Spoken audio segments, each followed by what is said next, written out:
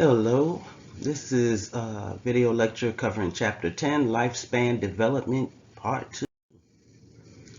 So first we're going to get started looking at social development. So in terms of social development and attachment, when we're studying attachment behaviors, researchers have often divided along the lines of between nature versus nurture, and those who are nativists who can or thinks about development occurring through innate position, such as Bowlby. Bowlby was one who thought that newborn infants are biologically equipped with those verbal and nonverbal behaviors like crying, clinging, as well as smiling. And with those following behaviors like crawling and walking after the caregiver, it elicits an instinctive nurturing response from the caregiver.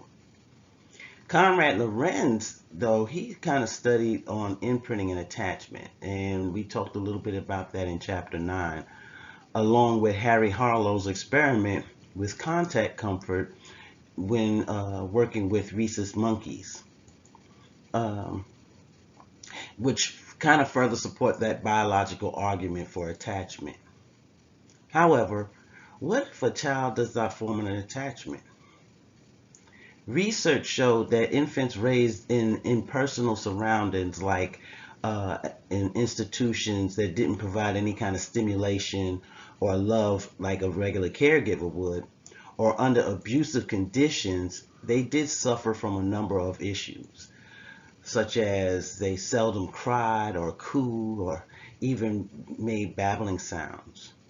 They often were rigid when picked up, and they also had very few language skills. They also tend to form a shallow or anxious type relationships. Some individuals appeared to be forlorn, withdrawn, as well as uninterested in their caregivers whatsoever.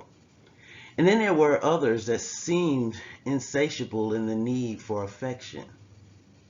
Finally, they also tend to show intellectual, physical, and perceptual retardation or challenges that increase susceptibility to infection, as well as neurotic rocking and isolation behaviors.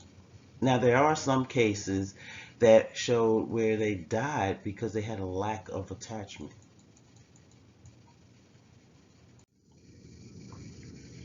So when we look at attachment styles, we're going to look at the strange situation.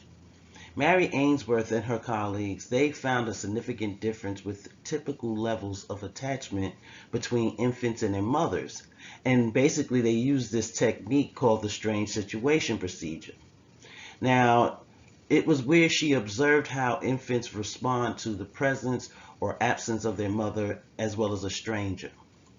Ainsworth discovered that children could be divided into at least 3 groups, that being the secure or anxious avoidant group or anxious ambivalent group.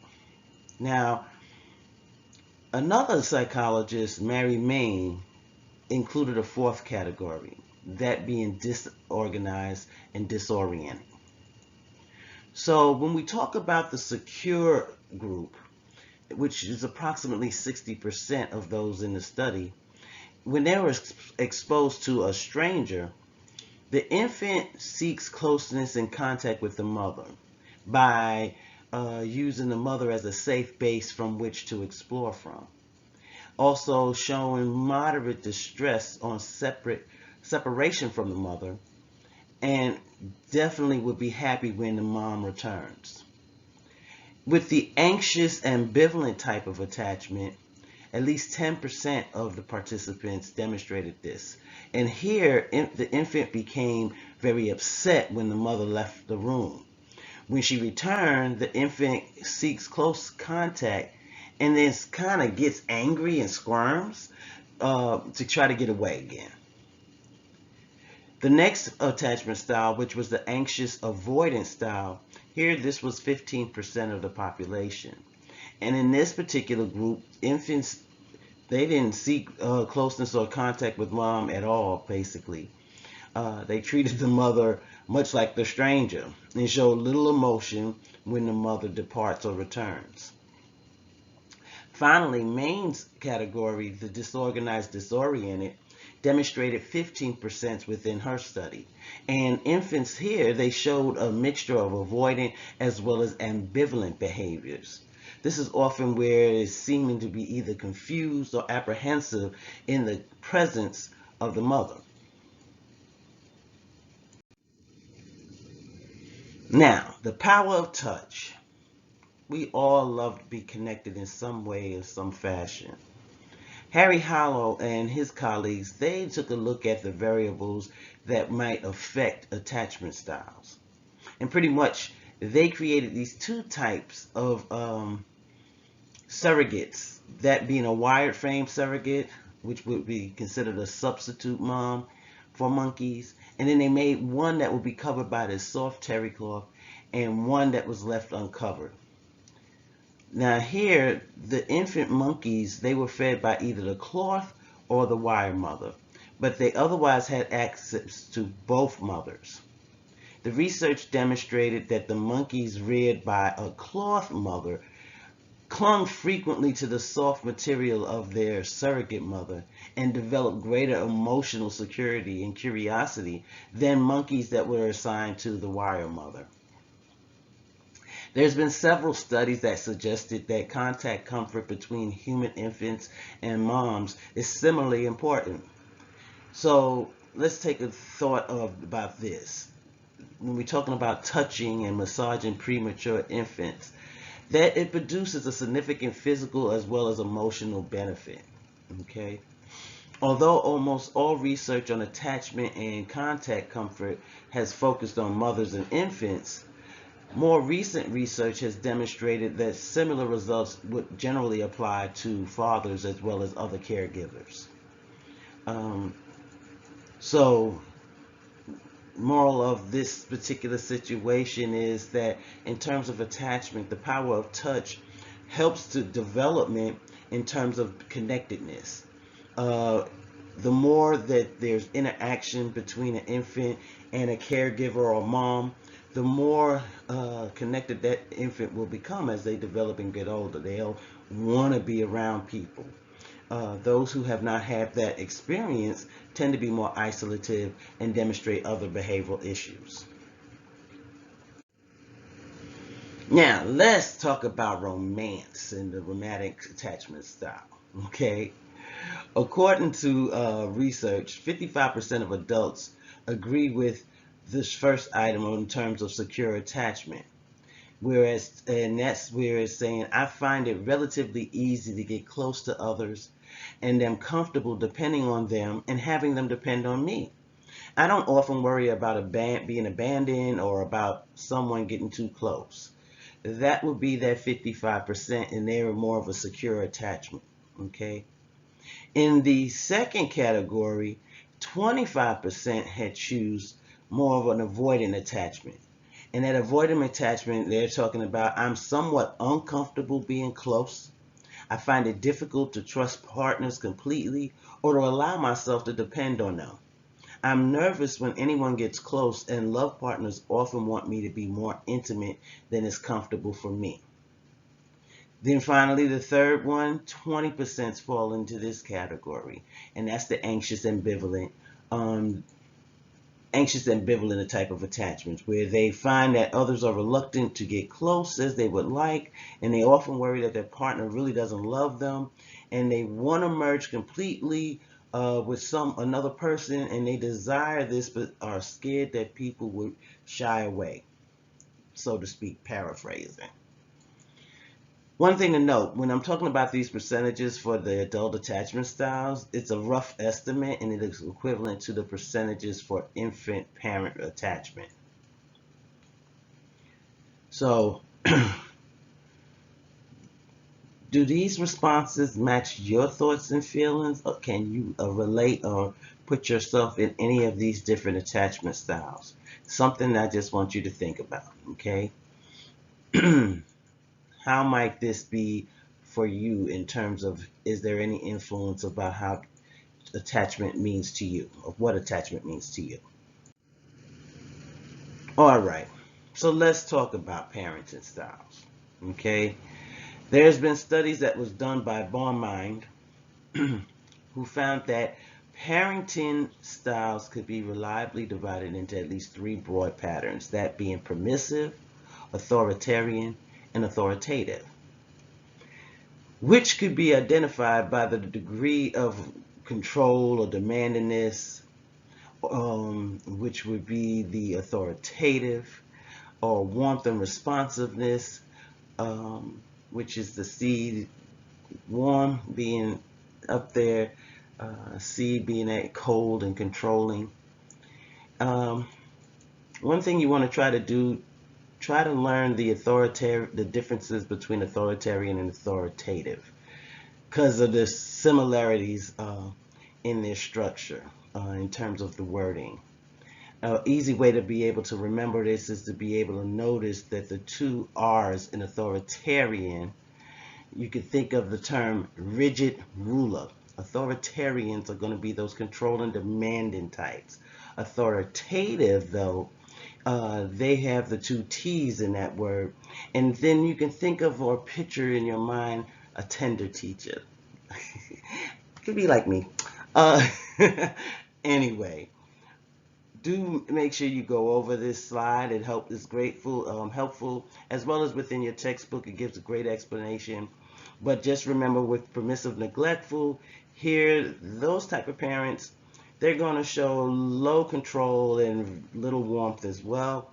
And they'll make few demands on a child, provide very little structure. These are individuals who, they really don't care what the child is doing. They're just going to let them be, as they say. And that's the permissive, neglectful. Permissive, indulgent parents, they demonstrate low control as well, but they have a lot of warmth. These are those parents who wants to be the friend to their child, and they really don't set any limits or provide any demands whatsoever. They love them to death, but you're free to do whatever you like. You are a free spirit. Do what you have to do. Okay? These children tend to learn respect for others before but they're more impulsive. They're immature a lot of times. They get out of control. So that's the permissive, indulgent parent. As mentioned, authoritarians, they're the high control, demanding type. They demonstrate very little warmth. They're punitive, they're rigid, my way or the highway, or children should be seen and not heard type parents. They don't care about the child's thoughts, wants, or needs. They care about what their thoughts and wants are.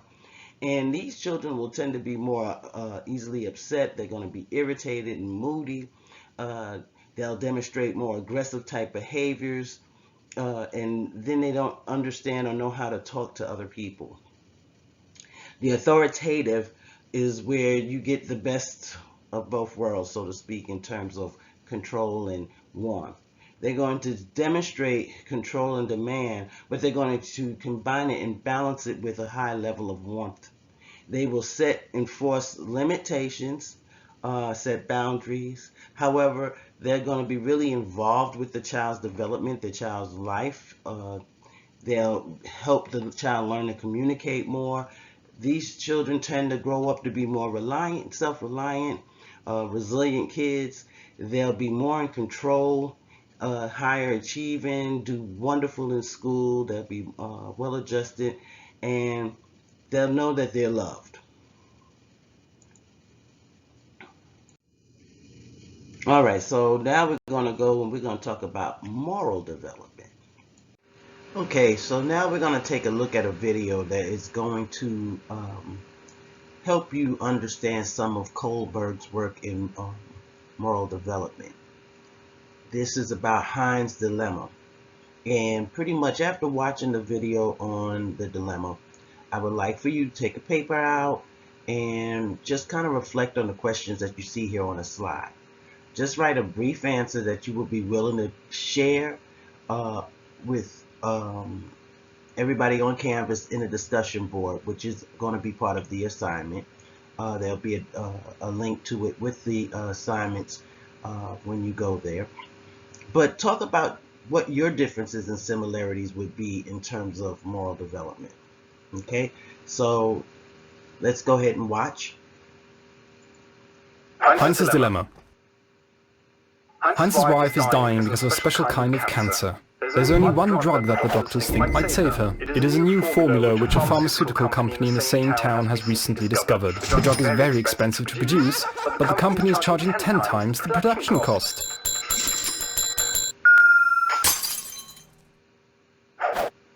Heinz goes to everyone he knows to borrow money, but he can only collect half of what the drug costs. He tells the CEO of the company that his wife is dying and asks him to sell it for less so he could pay at a later time. But the CEO refuses. He can make no exceptions. The research had been very expensive and the company needs to turn in a profit. What should happen next?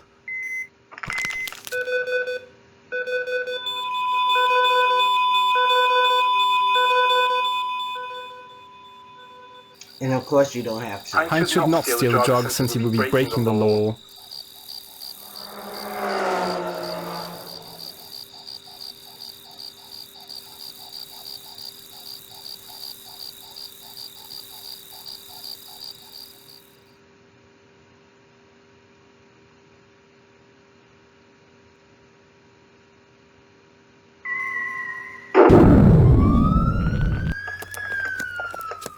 Heinz should steal the drug and accept any prison sentence.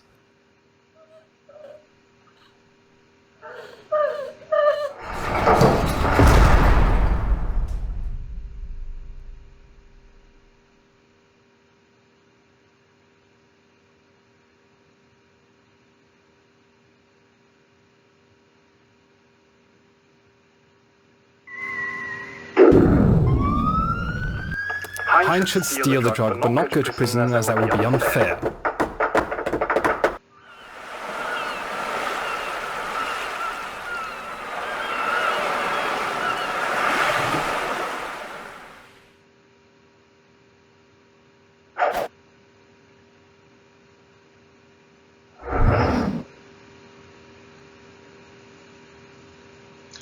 Okay, so now after seeing that, and you've kind of already seen, this was one of those videos that actually had some interaction to it for the creators when they made it. However, if you use it on YouTube, you can't actually be interactive with it.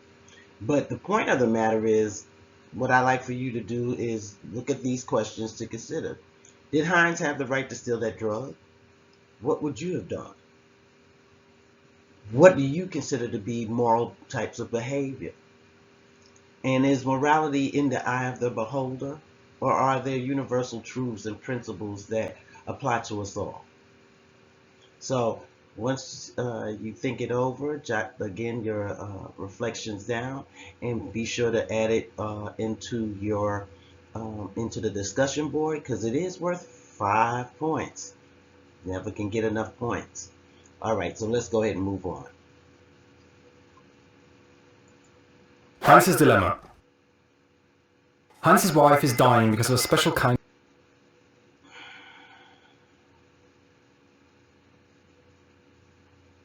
Sorry about that. Let's try that again.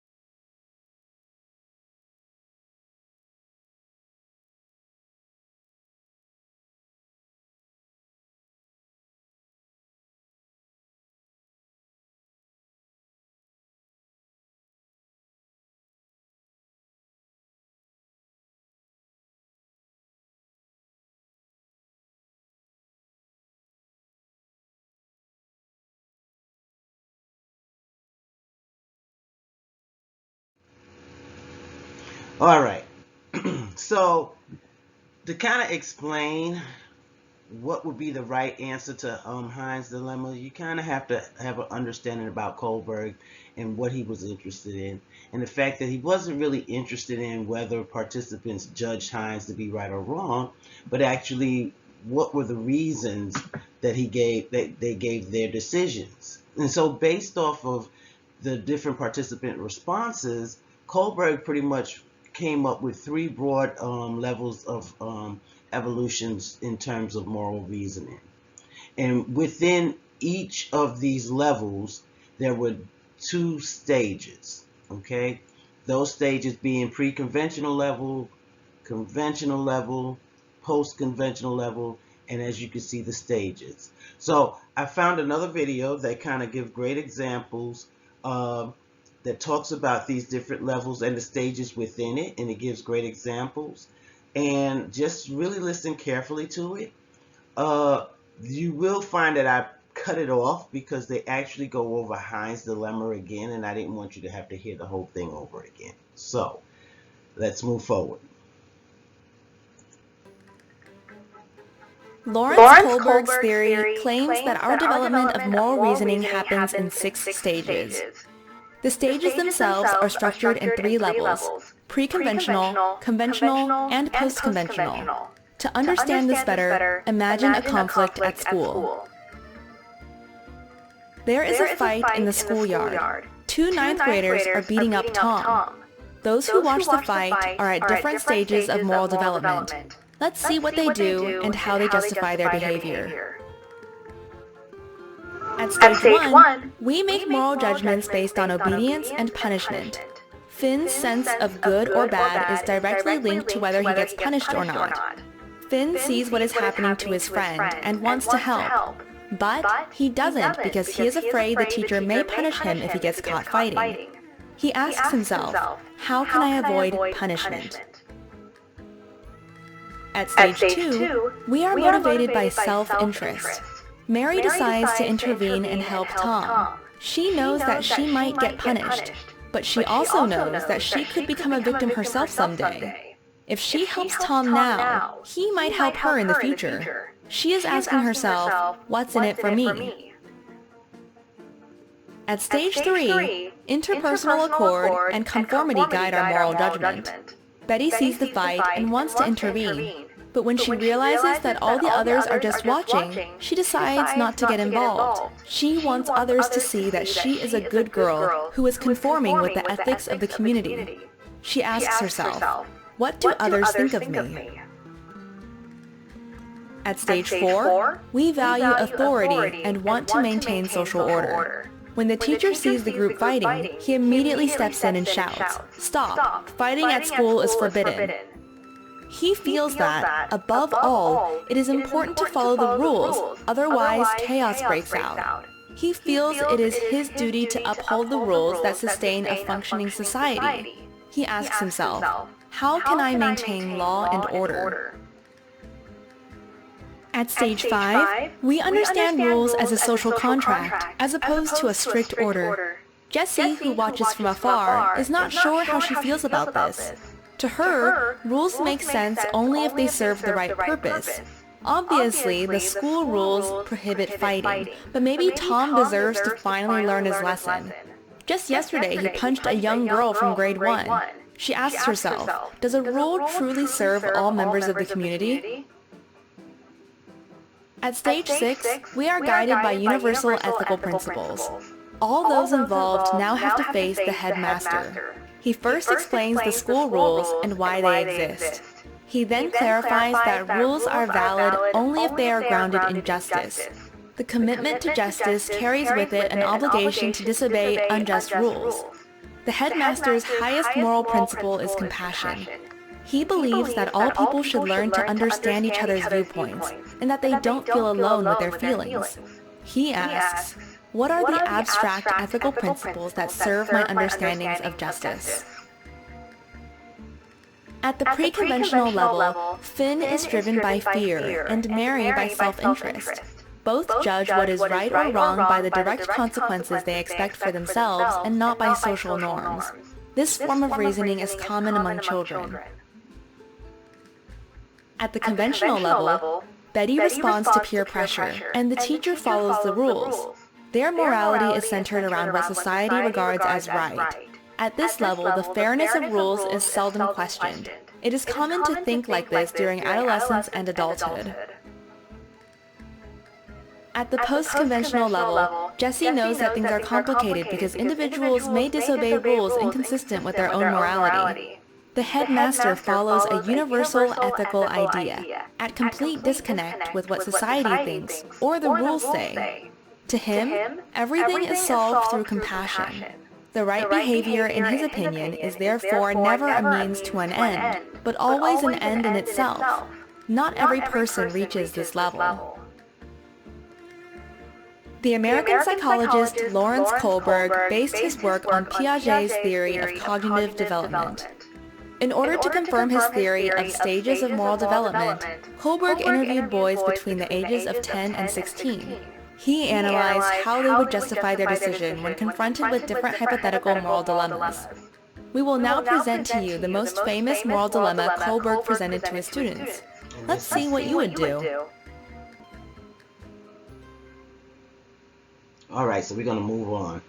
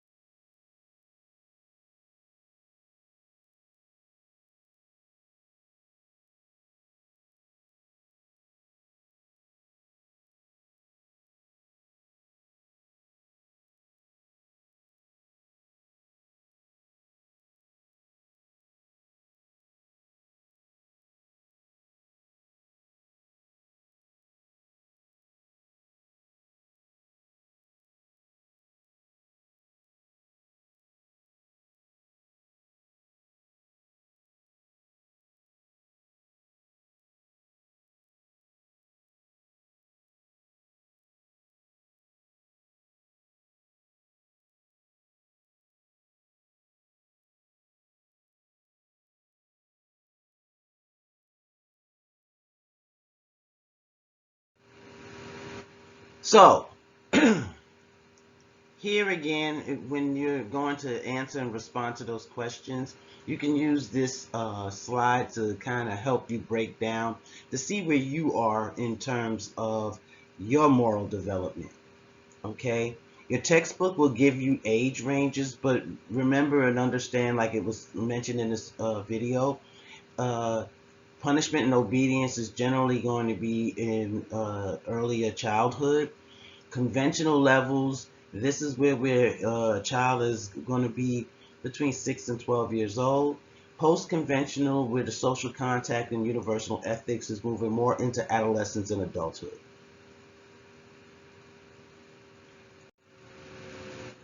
Now, moral reasoning versus behavior is where people who achieve higher stages on Kohlberg's scale really feel that they're more moral than others, or they just really can talk a really good game.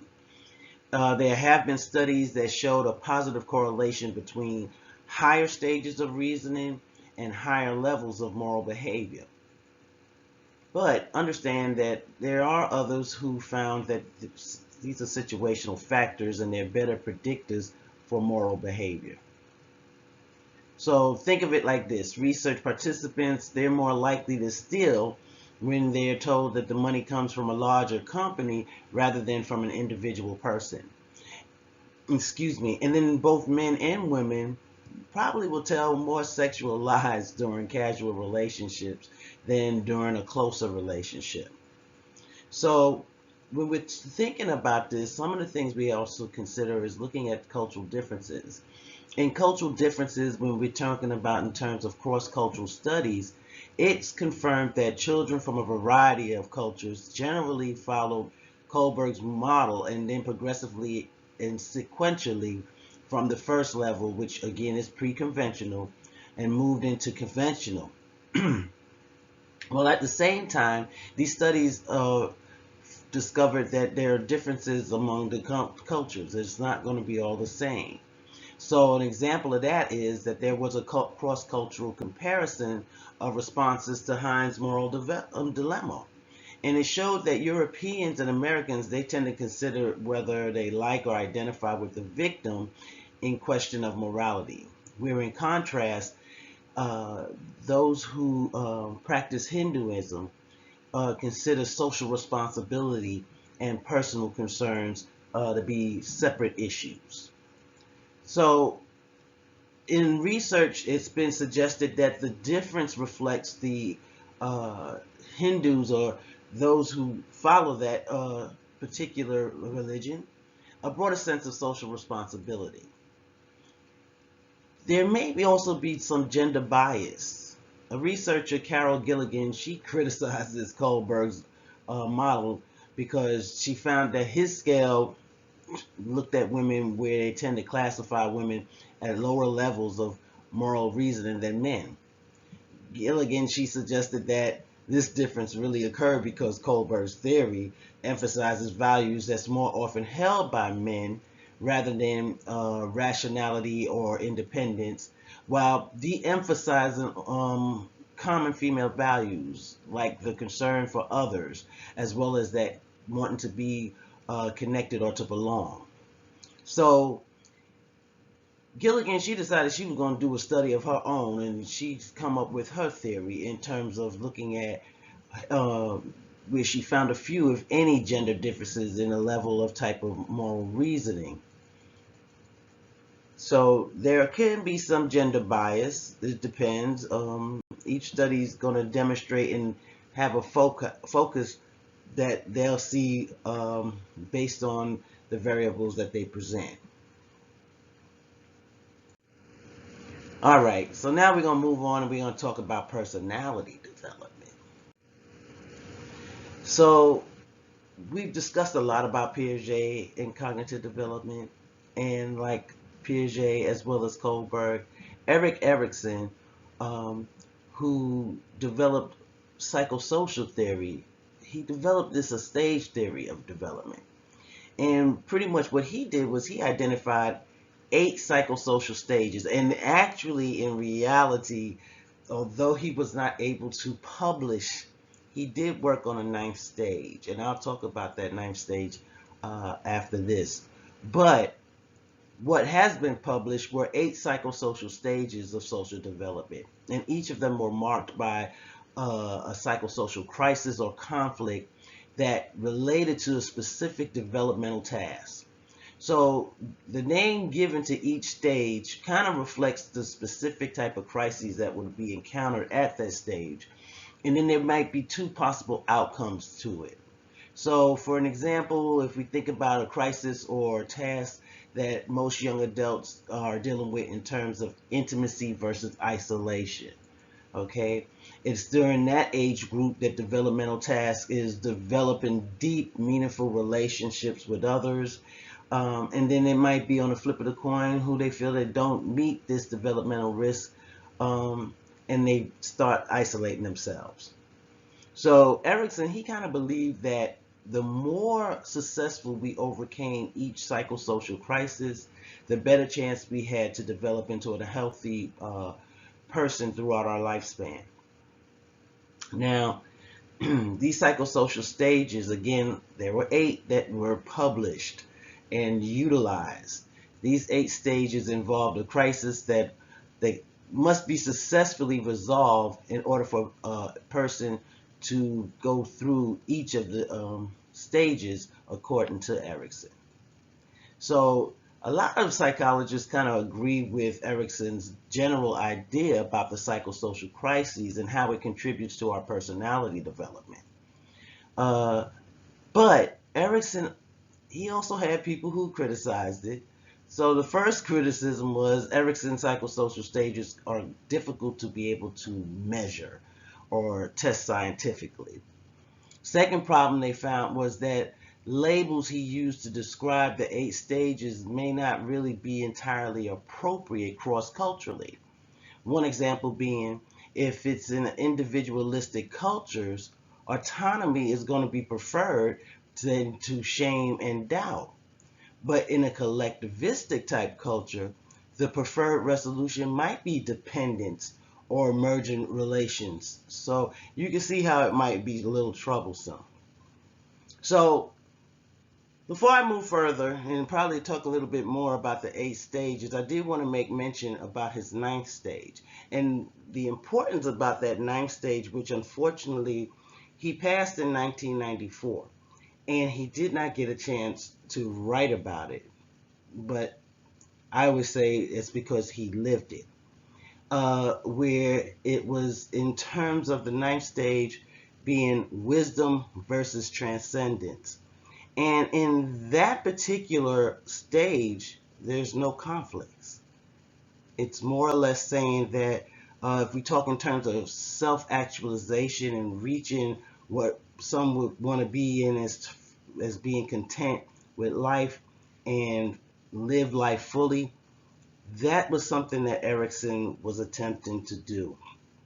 When he passed, his wife Anna, she tried to pick it up, but unfortunately she was not able to. And I guess when you talk about transcendence, that's going into moving past life. So it's something that I always felt was noteworthy, because that's that final stage in one's elder years where there's acceptance of the lifespan, not just merely being afraid of transcending and dying, but actually accepting. And if you have a higher power or whatever pulls you, whatever power that goes for you, relying on that to help you through. So I did want to make mention about that. Now, let's talk about the 8 stages that were included. I'm not going to go deep into it, but I did want to just make some quick mentions on it. The first one, starting at birth to around age 1, 12 months, would be trust versus mistrust. Here, this is when infants is learning to trust on others, that being mother or caregiver. They're relying on things like food and safety and love. The next stage, if they successfully pass that, would be autonomy versus shame and doubt. And this is approximately between the ages of 1 to 3. This is when independence or autonomy, when we want to start getting on our own, and you hear what they always call them the terrible twos, and it's not really the terrible twos, but this is when children are starting to become dependent, and the word no becomes really popular because they want to do things on their own. If they successfully go through that, they're going to be more independent rather than dependent on others. All right, they're seeking and working hard towards self-sufficiency. Third stage is initiative versus guilt. In this stage is between ages 3 to 6. And here, this is during their preschool ages, and this is when they start to learn about confidence in themselves. And starting to learn about, it's more about them. It's not just about them, but there are others involved in the world that they live in. So they start learning more about social responsibility and how to start becoming connected to others. That's if it's successful. But if they're not successful during this stage, they tend to be more anxious, they'll be irresponsible, they won't be completing a task all the time, and then a lot of times they'll feel guilty about it. Fourth stage is industry versus inferiority. This is between the ages of 6 to 12, and this is when we're learning new things. We're starting to become more productive in our daily functioning. We're able to start picking up pride of ourselves, wanting to do for ourselves, wanting to do for others. And again, that level of connectedness is still growing strong. And you start thinking about what happens after childhood. What do I want to be when I grow up? That thought starts to pop in our minds. That's during successful. Inferiority, on the other hand, when if a child is not successful, then they don't have any confidence in anything that they're doing. They don't feel that they'll be able to connect with others. They become more isolative. They'll withdraw. School performance is lower. Self-esteem is lower, and so forth. All right, so now we're going to come to stage 5. And in stage 5, we're talking about identity versus role confusion.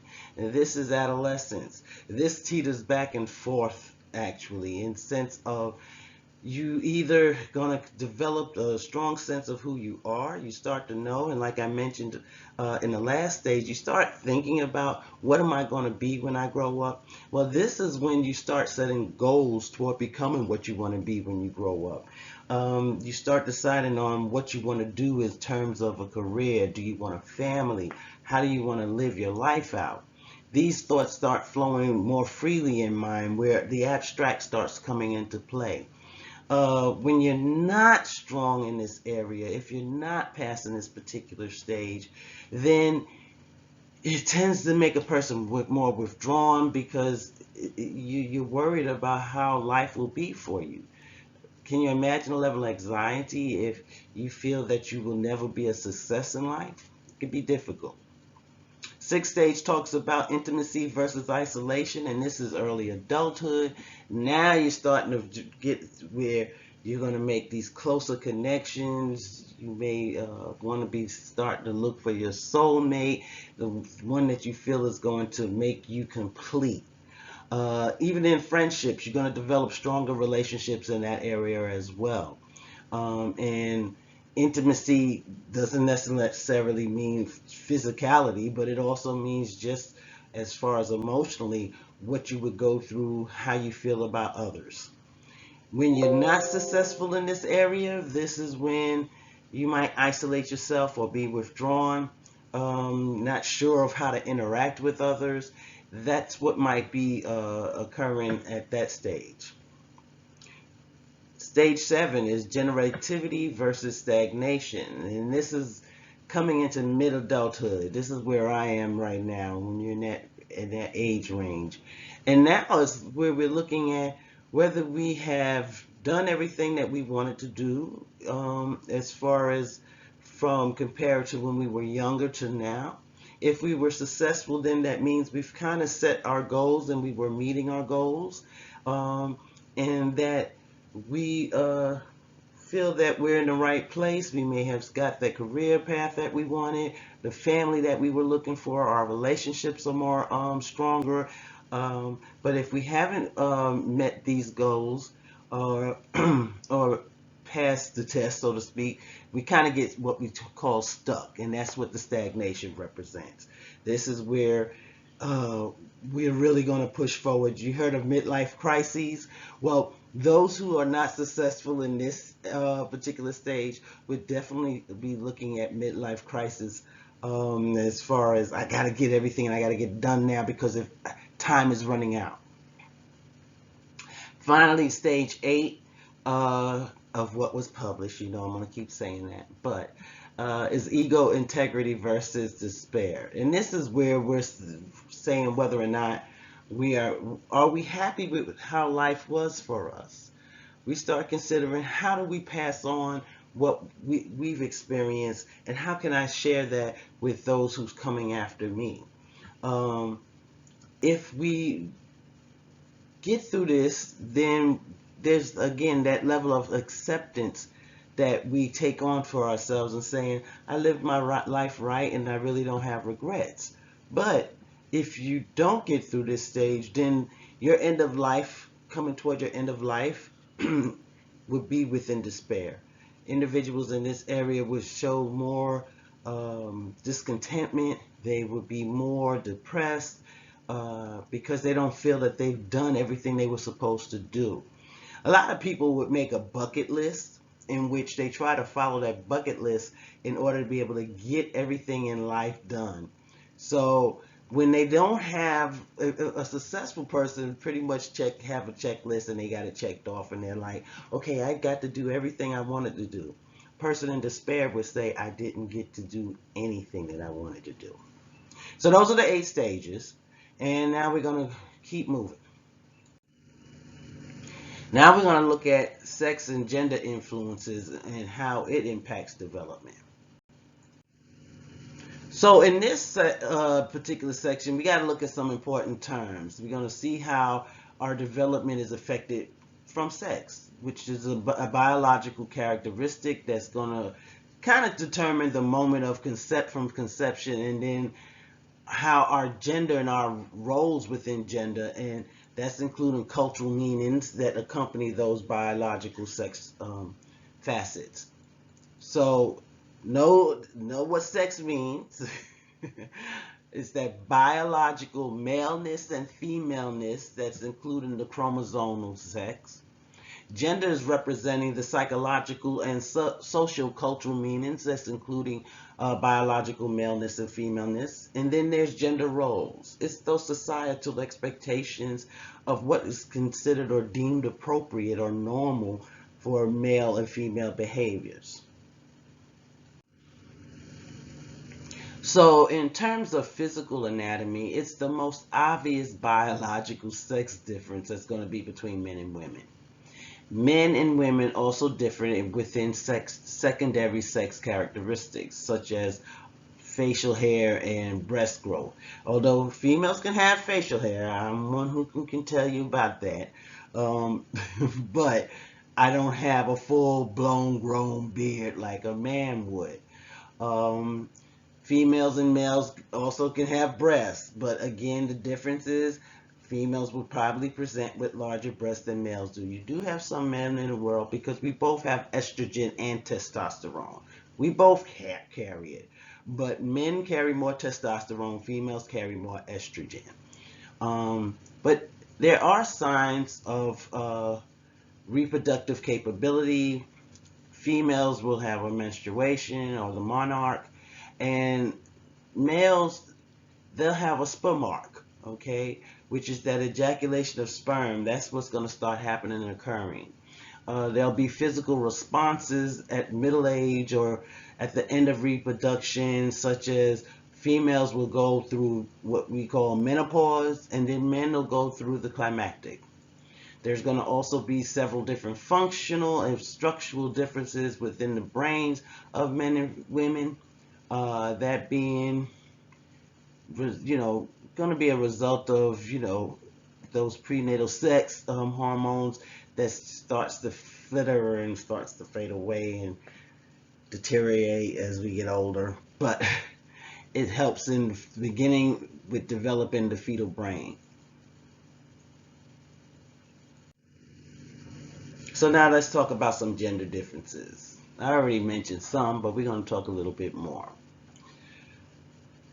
Y'all remember that book that came out? I mean, it became a big discussion, and I might be really talking way back before your time. I can't believe I can say that now, but I can. Are men from Mars and women from Venus? There was a book and a big debate in regards to that particular book. And if I can get the video that could help you to understand it a little more, I'll try to get that for y'all and upload it into Canvas. But it's a big debate that went on, speaking more about our differences between men and women. But in addition to our biological differences, research has been able to demonstrate numerous gender differences, like the effects of our cognitive and social and personality development. When we talk about females, females tend to score higher on tests in terms of our verbal skills, whereas men, they're going to score more on math and visual-spatial type of tests. Keep in mind, though, that these differences are statistically small and represent really a few meaningful differences. It's not something that we should say, oh, you see, men are smarter. Not necessarily. We have a lot of women in STEM. So, continuing on, there have been research that suggests that these differences in cognitive ability may reflect biological factors, and it'll include structural differences within the cerebral hemispheres, our hormones, or the degree of a hemispheric specialization. There's been an argument that said that kind of went against this biological model, though, and pretty much that male and female differences in verbal ability and math scores has demonstrated a decline in recent years. And this gap, it has not been narrowed with regard to men in the highest IQ range. Men in this group still will score, higher like on SAT math scores than women would. But it's also shown that aggressive behavior differs slightly between the genders. An example being, young males are more likely to engage in fighting and rough and tumble play, and then as adolescents and adults, they'll become somewhat more likely to commit aggressive crimes. And I always say this, and I'm going to say it again, in terms of when I talk about the different research, please realize nothing is never 100%. Okay, you're going to have some on a continuum of things, because yes, there are females who have grown up and had the roles that the males are expected to have had. But gender differences are clearer for physical aggression, like the hitting, than of other forms of aggression. So in earlier research, it was suggested that females were more likely to engage in some indirect and relational forms of aggression, and such as spreading rumors, talking that mess, and then ghosting individuals. So, but recent studies have been able to show that it's not found as clear a difference anymore. There have been some researchers that believe that the biological factors that causes gender differences in aggression, like a nativist position. And then there's several studies that have linked the male hormone testosterone to aggressive behavior, whereas other studies found that aggressive men have disturbances within their serotonin levels. And remember, serotonin is that neurotransmitter that is going to be inversely related to aggression. Additionally, there have been studies on twins, identical twins specifically, that found genetic factors account for about 50% of aggressive behavior. So there's a lot of different studies that's been out there, and it goes back and forth. But just make sure when you're reading that you keep all these in account, and you can also, I would just do some looking in terms of over the internet of what recent studies might be out there, because gender differences have definitely changed in role play specifically. Once upon a time, very long ago, let's go back into the 50s, I'll say from the 50s to the early 70s, you had women, the expectation was that to be at home, they were to be mothers, stay-at-home moms, Whereas now that's quite a different story. You have females in the military and in high ranks. You have women that are STEM uh, doing research and the mathematicians and analytics as well as engineers. And then you have on the flip side of that men, where men have taken on some of the roles that have been initially characterized for females. You have some stay-at-home dads who raises their children at home and proud of it. And you have males who have gone into fields that originally was slated for females, particularly like nurses, which thankfully today there's no gender consideration for these roles. So there's a lot of differences that's occurred throughout the years, and I think in a good moving and progressing nicely. All right, so talking a little bit more about gender differences. Smoking, stress, and gender. This is when people are trying to quit smoking, and often they fail because of stress. And we've talked a lot about stress, so I'm not going to go too deep into it. But it's been seen through physiologists that the reason for this is different in men and for women. There's a lot of different reasons why, but this chart gives you just a little idea about some of the more differences in terms of sexual and in terms of touching, and it gives this information. And what I'll do is say take time to read it, but more information you'll be found in your textbook. I'm not going to keep on it too long, but just as you can see, like sexually speaking, men, they'll start masturbating sooner than females will. And that's because females, and I'll say for my generation, it was taught to be kind of taboo to even touch yourself that way. But as far as touching, it's going to be where males, when they were growing up, they weren't touched as much. They were kind of given that tough love, whereas females were given all the cuddling in the world, daddy's little girl, and so forth. So just take a look at that. It shows you some differences, and we'll keep on moving. All right, so here are some more. Friendship, personality, cognitive abilities. I will allow you to read that within your textbooks. Feel free to pause this if you want so that you can read it. But I'm going to just keep moving. All right, so now, gender role development. So by the age of 2, children are going to be well aware of their roles in their gender.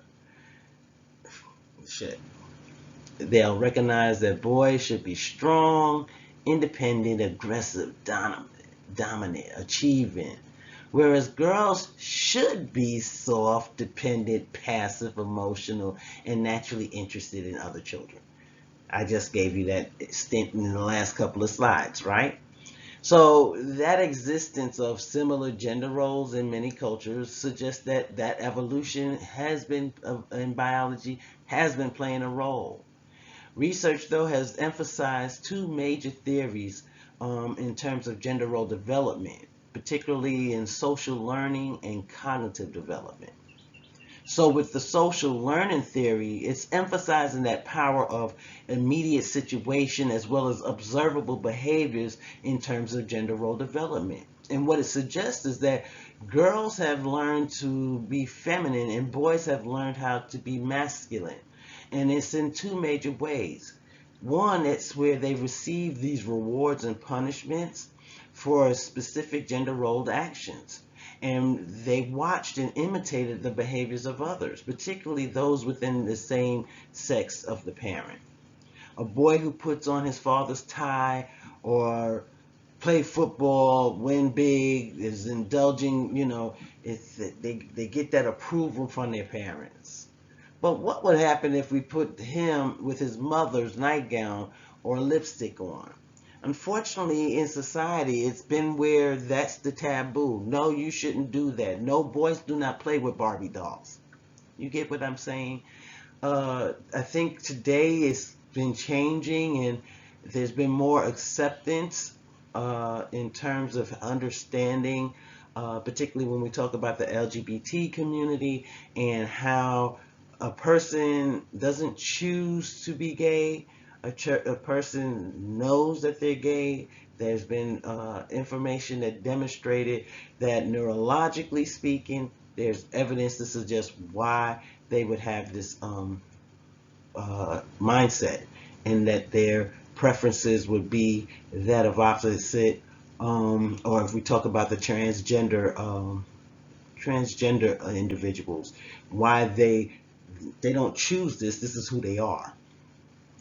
But parents and teachers, as well as friends, they'll generally reward or punish behaviors that's going to go more toward those traditional type of gender role expectations. So a child that socially learns what it means to be a male or female.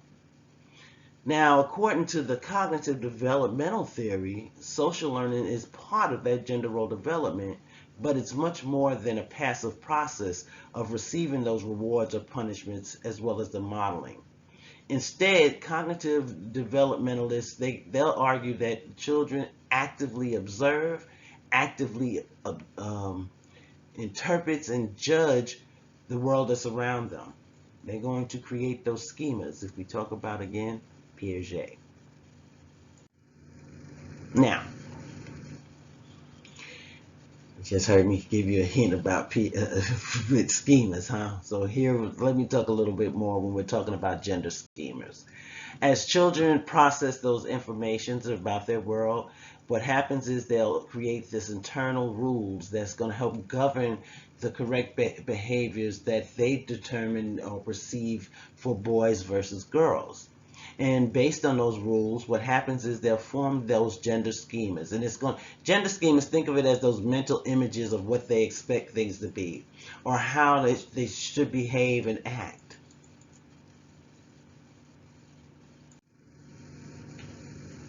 Now, here's a little thing. You can stop and you can pause it, take time and look at this. What I would like for you to do, okay, is take a moment and rate yourself. Okay, add up all the points for all the odd number items that you feel associates with you, and then add up the points for the even numbers. Okay, and if you have a total on the that's higher on the odd numbers, then you're considered to have masculinity. Whereas if the even numbers is higher, then there's more of a feminine stance. And if you are feminine, or you score kind of equally, fairly even, then what it means is that your personality construct is more androgynous. So, because everybody can possess being analytical, anybody can be affectionate or competitive, you can be gentle, athletic, sensitive, but take the odd and remember, if you have more odd than even, then that's more of a masculine type of role. If you have more even than odd, it's more of a feminine role. If you have 50-50, 5 and 5, say for example, then guess what? Your personality construct is more of an androgynous. All right. So let's talk a little bit more about androgyny. Androgyny is expressed in both the masculine and feminine traits that's found within a person. And one way to overcome rigid or destructive gender role stereotypes would be to express yourself as both masculine and feminine. And think of it like this. If you're being assertive as well as aggressive when necessary, because aggression doesn't necessarily mean you're going to be violent, but it can be a little bit more than assertive, a little bit more of a push, a little bit more passion shown and generated. But you can also be gentle and nurturing. So when you combine these characteristics this way, it's considered to be androgynous. Research has been able to demonstrate that masculine and androgynous individuals generally will have actually higher self-esteem as well as creativity. And then there's even more in terms of the socially competent and motivated and wanting to achieve, and they'll exhibit more of mental health, they'll be more, show a lot more wellness within their mental health than those with those traditional feminine traits. Now, what makes androgyny and masculinity adaptive and not femininity? I say this, role playing again and other issues, but that's my personal opinion. Getting back to what is being taught to you in the text. When we talk about the research and science behind it, it shows that traditional masculine characteristics like the analytical thinking and independence is going to be more highly valued than those traditional feminine traits of being affectionate or always being cheerful, for example. Think of it like this: if you were in a working within a business, a good manager is generally going to be perceived as having predominantly masculine traits. Also, when we're talking about college and the college students, within 14 countries, they were asked to be able to describe their current self and their ideal self. The ideal self in the study had gotten descriptions for both men and women containing more masculine than feminine qualities. So there's been recent studies, excuse me, there's been recent studies that kind of show gender roles becoming less rigidly defined. And in terms of the different racial backgrounds, Asian Americans and Mexican American groups have been able to demonstrate the largest changes in terms of androgyny. Whereas African Americans, they kind of still remain the most androgynous of all ethnic groups.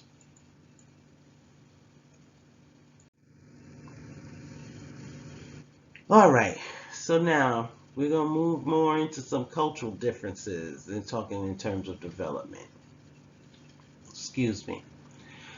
Our development is kind of rooted within the concept of self, and that's meaning how we define and understand ourselves. Yet the very concept of self, it got to also reflect our culture.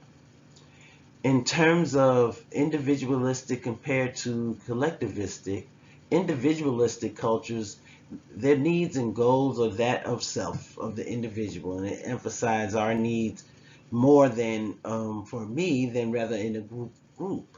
Okay, whereas when we're talking about collectivistic cultures, now the emphasis is going to be more on the unit, the group, rather than me. Okay, we look more toward ourselves being developed from our social surroundings, and it's important that we are connected and that we're interdependent, meaning that it's not all just about me, but what my family helped bring me to being. Individualistics is me, myself, and I, pretty much. And it helps define ourselves in terms of our personalities, how we go about our work, how we are in, we kind of value being just on our own, than staying with our family throughout. All right, so looking at worldwide rankings of cultures. So if you're a North American like or Western European, and we're North Americans, we're going to be more under the ranking of individualistic rather than collectivistic. Not to say that we don't have individuals living here in the U.S. that has a mindset on the collectivistic, because we do. And you may find that the concept of a self-defined in terms of others is almost contradictory. So one thing is there's a core selfhood that probably seems intuitively obvious for you. Recognize that over 70% of the world's population is actually collectivistic in terms of culture. Yet, they may improve on cultural sensitivity, and we try to prevent misunderstandings. That is our hope and our goal in terms of being in a Western culture. So think of it like this. North Americans generally define sincerity as behaving within one's inner feelings, whereas those of an Asian culture might see it as behavior that conforms to a person's role expectations, that being carrying out one's duties and expectations and obligations. So you can see how within an Asian culture, the behavior might appear insincere to someone who's North American or vice versa.